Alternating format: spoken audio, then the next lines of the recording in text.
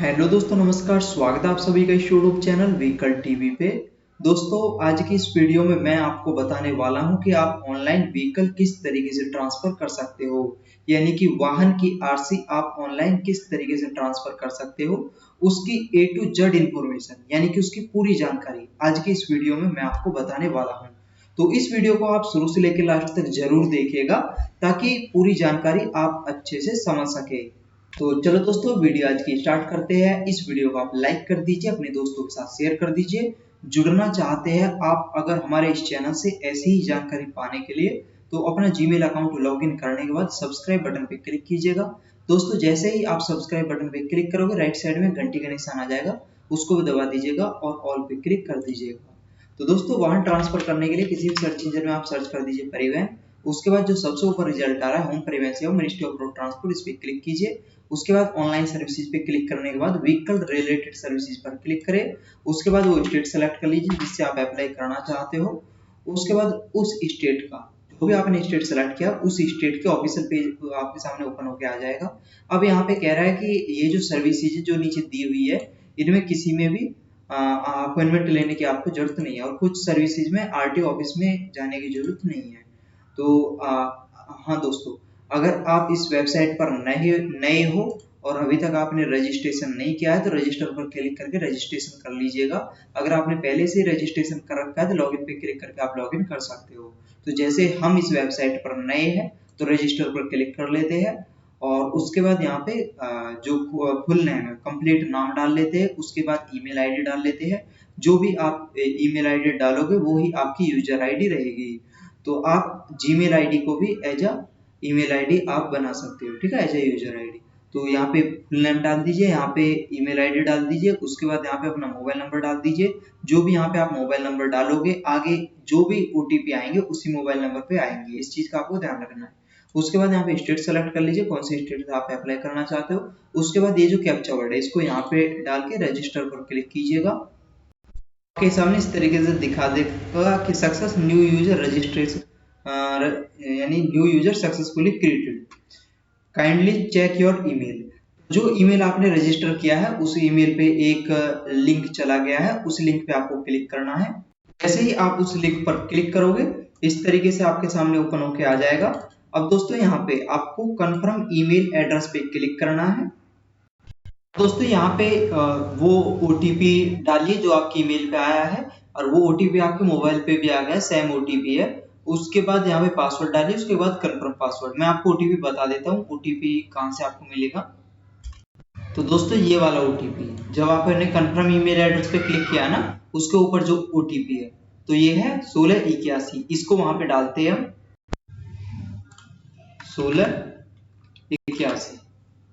उसके बाद यहाँ पे पासवर्ड डाल लीजिए। पासवर्ड आपको इस तरीके से बनाना है कि स्टार्टिंग का मैं आपको एग्जांपल दे देता हूँ, तो इस तरीके से, ठीक है ना। जैसे हमने स्टार्टिंग का एस कैपिटल में कर लिया और बाकी का ACHIN स्मॉल में और 1996, इस तरीके से पासवर्ड बना लेते हैं। आप भी इस तरीके से बना लीजिएगा। तो यानी कि यानी कि स्मॉल लेटर होना चाहिए, कैपिटल होना चाहिए, और जो न्यूमेरिक है उसका कॉम्बिनेशन होना चाहिए। इस तरीके से आप बना लीजिए। शुरू में आपका नाम हो जाएगा, उसके बाद बर्थ ईयर आप बना सकते हैं इस तरीके से पासवर्ड। और उसके बाद जो आपने पासवर्ड बनाया है वो यहाँ पे डाल लीजिए। तो मैं डाल लेता हूँ, और उसके बाद जो आपने पासवर्ड यहाँ पे बनाया है वही पासवर्ड यहाँ पे आप डालिएगा, और चेंज पासवर्ड पर क्लिक कीजिएगा। दोस्तों, जैसे ही हम चेंज पासवर्ड पे क्लिक करते हैं तो इसमें आ गया है password successfully created, password successfully created, इस तरीके से आ गया है। तो यहाँ पे आप यूजर आईडी डालिए, वही ईमेल आईडी डालिए जो आपने रजिस्टर की है। तो अगर आपने स्मॉल में रजिस्टर किया है तो स्मॉल में ईमेल आईडी डाल लीजिए। अगर आपने कैपिटल में रजिस्टर किए ईमेल आईडी तो कैपिटल में आप डाल लीजिएगा ईमेल आईडी। तो यहाँ पे दोस्तों कैपिटल और स्मॉल का भी इशू रहता है, तो आप देख लीजिएगा। उसके बाद यहाँ पे यूजर आईडी डालने के बाद वो पासवर्ड डाल लीजिए जो आपने बनाया था।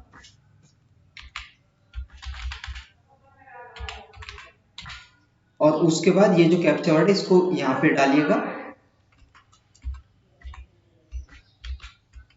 ठीक है ना। ये कैप्चा कोड यहाँ पे डाल के सबमिट पर क्लिक कीजिएगा। हाँ दोस्तों, एक बात और, अगर आपका पासवर्ड इनकरेक्ट दिखाता है तो फॉरगेट पासवर्ड पे क्लिक करके आप रीसेट कर लीजिएगा।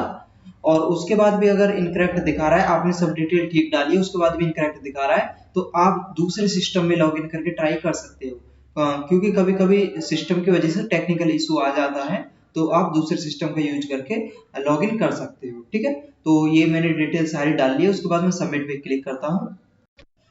उसके बाद दोस्तों हमारे सामने इस तरीके से ओपन होके आ जाता है। तो यहाँ पे आ रहा है congratulation, following service are without public interface, ये मैंने आपको बता दिया। तो यहाँ से मैं क्लोज कर लेता हूँ। उसके बाद दोस्तों यहाँ पे आता है ऑनलाइन सर्विसेज का। तो यहाँ पे vehicle related services without public interface, transfer of ownership और भी बहुत सारी, तो हम इस पे क्लिक कर देते हैं। दोस्तों जैसे हम इस पे क्लिक करते हैं, इस तरीके से हमारे सामने ओपन होके आ जाता है। तो यहाँ पे आप गाड़ी नंबर डाल दीजिए, यानी वाहन का रजिस्ट्रेशन नंबर डाल दीजिए। उसके बाद चेसिस नंबर की लास्ट की 5 डिजिट डाल दीजिए और जनरेट ओटीपी पर क्लिक कीजिए। अब दोस्तों जैसे ही आप जनरेट ओटीपी पर क्लिक करेंगे, तो आपने जो मोबाइल रजिस्टर किया था उस पे एक ओटीपी चला गया है। तो वो ओटीपी यहाँ पे एंटर ओटीपी पे नीचे ओटीपी डालिए और उसके बाद सबमिट पर क्लिक कीजिए। जैसे आप सबमिट पर क्लिक करेंगे तो जो वाहन का मालिक है उसकी डिटेल आपके सामने ओपन होके आ जाएगी। उसके बाद आपको नेक्स्ट पर क्लिक करना है। ये जो नेक्स्ट है इस पे क्लिक कीजिए। आपके सामने इस तरीके से आ जाएगा ये। तो जैसे जिसके लिए भी आप अप्लाई करना चाहते हो तो उस पर क्लिक करके प्रोसीड कर सकते हो। तो जैसे हम ट्रांसफर ऑफ ओनरशिप के लिए अप्लाई करना चाहते हैं तो इस पे हम क्लिक कर देते हैं बॉक्स पे। उसके बाद सबमिट पर क्लिक करते हैं। उसके बाद दोस्तों यहाँ पे जो ओनर है उसकी डिटेल हमारे सामने ओपन होके आ जाती है। अब यहाँ पे आप देख रहे हो फॉर्म्स अवेलेबल फॉर डाउनलोड, तो यहाँ पे ब्लैंक दिखा रहा है। तो इसके लिए आपको क्या करना होगा, ये जो डिटेल है ना ट्रांसफर ऑफ ओनरशिप वाली, इनको कंप्लीट कीजिएगा। जैसे ही आप इस ट्रांसफर ऑफ ओनरशिप वाली डिटेल को कंप्लीट करोगे तो ऑटोमेटिक फॉर्म 29 और 30 डाउनलोड के लिए यहाँ पे अवेलेबल हो जाएंगे, तो उनको आप डाउनलोड कर लीजिएगा। तो हम फार्म इसको ट्रांसफर ऑफ ओनरशिप को भर लेते हैं। तो इस पे हम क्लिक कर देते हैं। उसके बाद यहाँ पे हम भर लेते हैं पर्पस सेल, हम यहाँ पे डाल देते, बेच रहे हैं तो सेल हम पर्पस सेलेक्ट कर लेते हैं। तो जो भी पर्पस है आपका वो आप सेलेक्ट कर लीजिए। अगर आप बेच रहे हो तो सेल सेलेक्ट कर लीजिए। उसके बाद ऑनर सीरियल दिख जाएगा। उसके बाद यहाँ पे नया नया जो मालिक है उसका नाम डाल दीजिए। ऑनरशिप टाइप इंडिविजुअल है, फर्म है, पार्टनरशिप है, जो भी है वो सिलेक्ट कर लीजिए। तो मैं इंडिविजुअल को ट्रांसफर कर रहा हूँ, यानी अकेले बंदे को ट्रांसफर कर रहा हूँ, अकेले के नाम पे ट्रांसफर हो रही है। तो मैं इंडिविजुअल यहाँ पे सिलेक्ट कर लेता हूँ। उसके बाद यहाँ पे फादर नेम डाल देता हूँ उसका। और उसके बाद यहाँ पे ऑनर कैटेगरी, तो जो अगर ओबीसी है तो ओबीसी सेलेक्ट कीजिए, जनरल है जनरल, एससी एसटी है तो एससी एसटी, जो भी उसकी कैटेगरी है वो आप सेलेक्ट कर लीजिए। ठीक है, उसके बाद यहाँ पे जो मालिक है ऑनर मोबाइल नंबर, तो मालिक का मोबाइल नंबर यहाँ पे डाल दीजिए, यानी कि जो नया मालिक है उसका मोबाइल नंबर यहाँ पे डाल दीजिए। उसके बाद सेल अमाउंट, तो वो वाहन कितने अमाउंट में बेचा गया, कितने रुपए में बेचा गया, तो वो अमाउंट यहाँ पे डाल दीजिए। किस किस डेट में वो वाहन बेचा गया है तो वो डेट यहाँ पे सिलेक्ट कर लीजिए। उसके बाद यहाँ पे करंट एड्रेस और परमानेंट एड्रेस डाल दीजिए। तो यहाँ पे आपको दिल्ली का ये जो एड्रेस है ना, करंट एड्रेस जो यहाँ पे दिल्ली वाला ही डालिएगा। अगर आप अपने वाहन को दूसरे स्टेट में ट्रांसफर कर रहे हैं तो उसके लिए आपको दिल्ली से पहले एनओसी लेनी होगी। और जब आपको एनओसी मिल जाएगी तो जहाँ के लिए भी आप ट्रांसफर करना चाहते हैं तो उस आरटीओ में आप जाइएगा जहाँ पे आप ट्रांसफर कर रहे हो, और उस आरटीओ में डॉक्यूमेंट सबमिट कर दीजिएगा। लेकिन हाँ, उस आरटीओ में डॉक्यूमेंट सबमिट करने से पहले आपको वहाँ के लिए वाहन ट्रांसफर का ऑनलाइन फॉर्म भरना होगा। इसके रिगार्डिंग वीडियो आपको यूट्यूब पे मिल जाएगी, या फिर आप हमारे दूसरे चैनल टेक्निकल भाटी पे जाके व्हीकल ट्रांसफर की वीडियो देख सकते हो। उसमें मैंने सभी स्टेटों का बताया हुआ है। तो यूपी, बिहार, उत्तराखंड, हरियाणा और अदर जितने भी स्टेट है उनके लिए उस वीडियो में मैंने प्रोसेस बताया है। तो उस वीडियो को देख के आप अप्लाई कर सकते हो और वहां पे डॉक्यूमेंट सबमिट कीजिएगा। तो अब मैं दिल्ली का बता देता हूँ आपको। अगर दिल्ली में ही आप अपने वाहन को ट्रांसफर कर रहे हो तो यहाँ पे जो नया मालिक है उसका एड्रेस डालिएगा। यहाँ पे हाउस नंबर या स्ट्रीट नेम, यहाँ पे विलेज, टाउन या सिटी, उसके बाद लैंडमार्क या पुलिस स्टेशन, जो भी नियर बाई जगह है वो डाल दीजिए, या फिर पुलिस स्टेशन आप डाल सकते हो। उसके बाद स्टेट हम दिल्ली हो गया। उसके बाद डिस्ट्रिक्ट सेलेक्ट कर लीजिए। उसके बाद पिन कोड डाल दीजिए।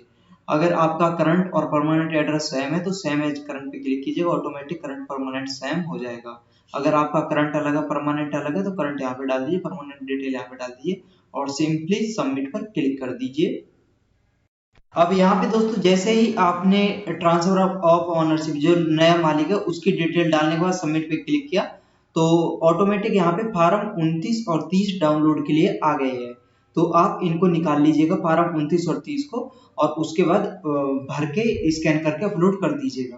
तो यहाँ से आप अपलोड कर सकते हो। अगर आपको इनका प्रोसेस जानना है कि फार्म 29-30 को किस तरीके से हम भर सकते हैं तो मैंने ऑलरेडी वीडियो इसके ऊपर बना रखी है, उसको देख के आप फार्म 29-30 को भर सकते हो। अब दोस्तों डॉक्यूमेंट यहाँ पे इंश्योरेंस सर्टिफिकेट का है। जैसे ही हम इस पे क्लिक करते हैं तो इस तरीके से हमारे सामने ओपन होके आ जाता है। तो यहाँ पे इंश्योरेंस डिटेल हमारी पहले से ही वैलिड है और यहाँ पे 2021 में जो मंथ है और ये दिसंबर में एक्सपायर होगा, दिसंबर में क्या उसमें एक्सपायर होगा मई 2021 में, तो ये वैलिड है हमारा इंश्योरेंस। अगर हमारा एक्सपायर हो जाता तो हमको नया जो इंश्योरेंस है उसकी डिटेल डालनी पड़ती। तो या तो अगर आपका एक्सपायर हो गया इंश्योरेंस तो या तो रिन्यू करवा लीजिए या फिर आप इशू करवा लीजिए इंश्योरेंस और उसकी डिटेल यहाँ पे डाल दीजिएगा। अगर आपका वैलिड है, आपका अभी एक्सपायर नहीं हुआ है तो ऑटोमेटिक यहाँ पे टिक होके आ जाएगा, तो आपको उसमें इसमें डिटेल डालने की जरूरत नहीं है। अब डॉक्यूमेंट अपलोड करने के लिए डीएमएस अपलोड डॉक्स पे क्लिक कीजिएगा। दोस्तों आपको यहाँ पे अपलोड करना है address proof, form 29, form 30, insurance certificate, registration certificate. आपके केस में डॉक्यूमेंट कम या ज्यादा हो सकते हैं, जो भी आपको अपलोड करने हैं उन सभी की लिस्ट यहाँ पे आपको दिख जाएगी। तो एड्रेस प्रूफ में आपको क्या क्या अपलोड करना है, जैसे ही आप इस पे क्लिक करेंगे यहाँ पे डॉक्यूमेंट दिख जाएंगे कौन कौन सा डॉक्यूमेंट आप अपलोड कर सकते हो। तो जैसे certificate from employer in case of government with pay slip, latest electricity bill, marriage certificate issued by designated magistrate, passport, pay slip by central और स्टेट गवर्नमेंट, यानी जो भी आपको डॉक्यूमेंट अपलोड करने हैं वो यहाँ से आप देख लीजिए। आप आधार भी कर सकते हो, आधार का ऑप्शन भी है, तो इनमें से कोई सा भी एक डॉक्यूमेंट आप अपलोड कर दीजिए। तो जैसे मैं आधार कार्ड अपलोड करना चाहता हूँ तो आधार कार्ड पे क्लिक कर देता हूँ और उसके बाद इस पे क्लिक करके डॉक्यूमेंट अपलोड कर लेता हूँ।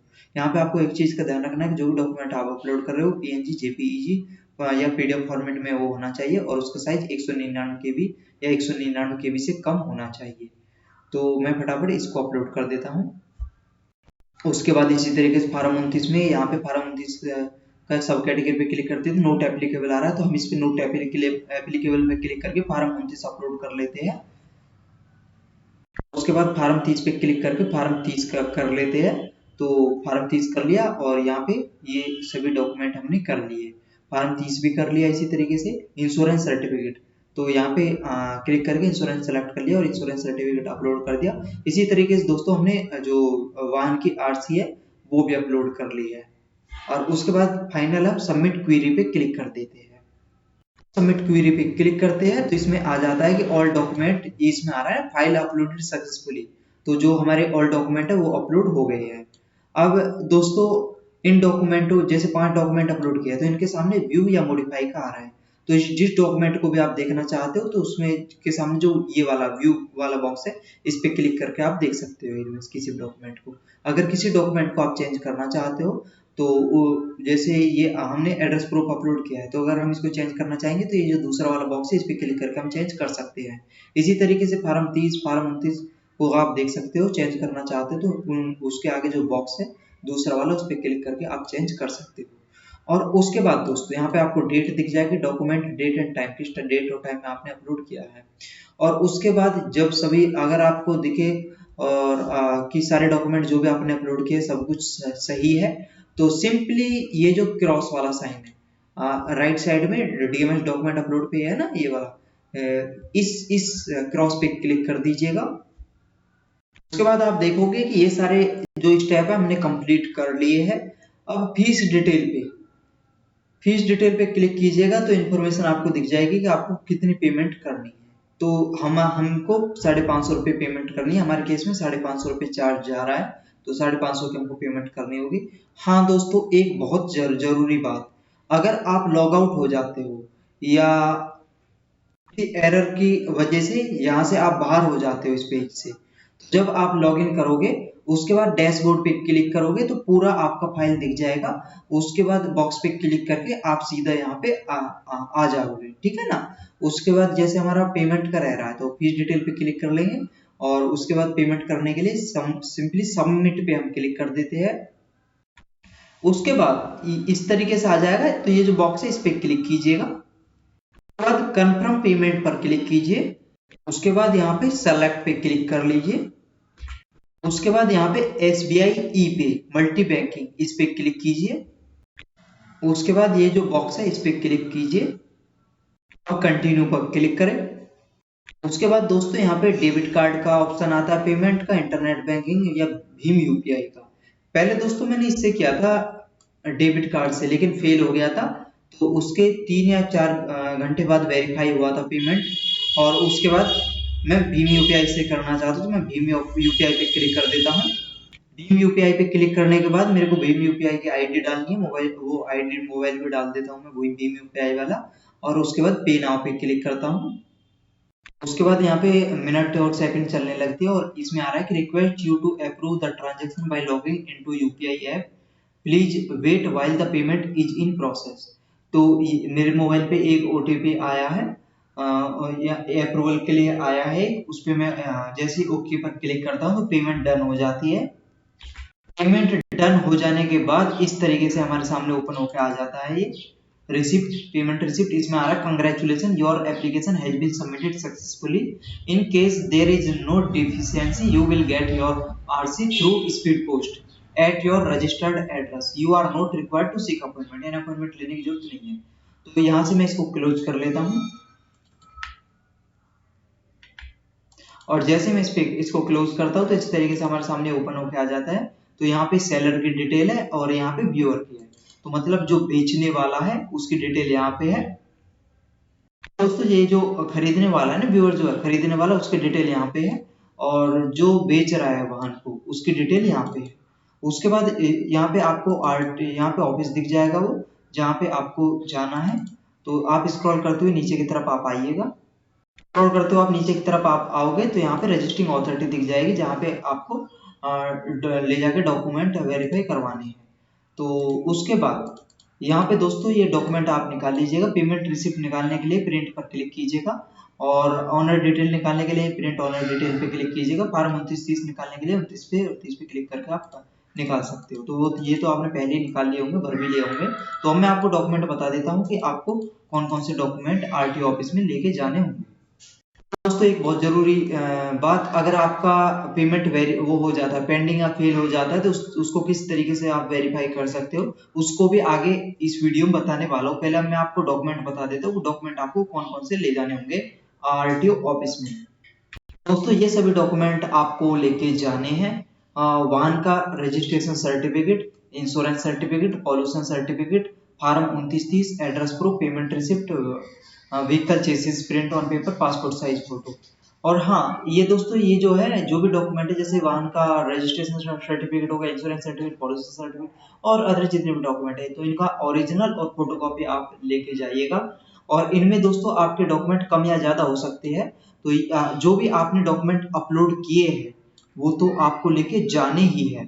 तो आपके केस में डॉक्यूमेंट कम या ज्यादा अपलोड हो सकते हैं। किसी के केस में ऐसा भी हो सकता है कि अगर एचपी टर्मिनेट किया है तो फॉर्म 35 पे आप उसको लेके जाना है। तो जो भी डॉक्यूमेंट उन्होंने अपलोड किए हैं वो तो मस्ट है ही, वो तो उनको लेके जाना ही है, फोटोकॉपी प्लस ओरिजिनल। और साथ के साथ जो भी सपोर्टिंग डॉक्यूमेंट है वाहन के आपके पास वो आप लेके जाइएगा।